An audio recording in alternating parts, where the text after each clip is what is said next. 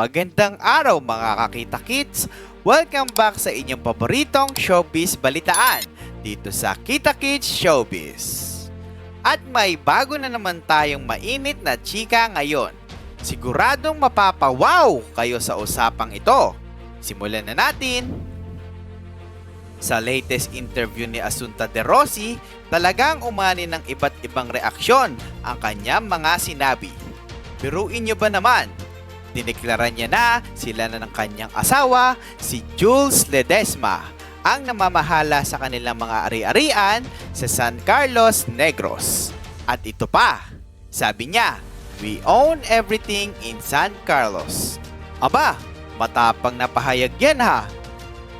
Sa kabila ng kanyang pagiging prangka, maraming netizens ang tila naguluhan at nagbigay ng kanilang opinyon. Ang ilan, nagtanong kung tama nga bang sabihin ni Asunta na they own everything. May mga nagsabi na daw naging mas maingat si Asunta sa kanyang mga binitawang salita.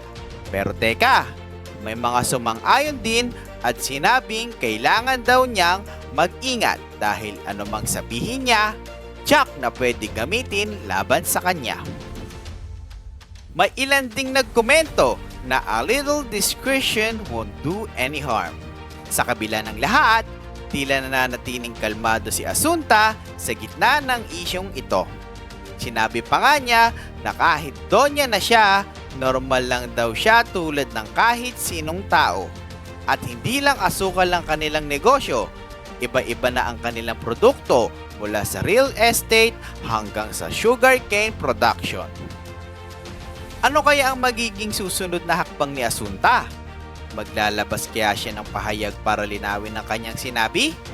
Abangan natin yan mga kakita kids. Kaya naman, make sure na mag-subscribe na kayo at i-click ang notification bell para lagi kayong updated sa ating latest showbiz chika. Hanggang sa susunod, at ito ang Kita Kids Showbiz. Stay tuned for more exciting updates mga kakita kids.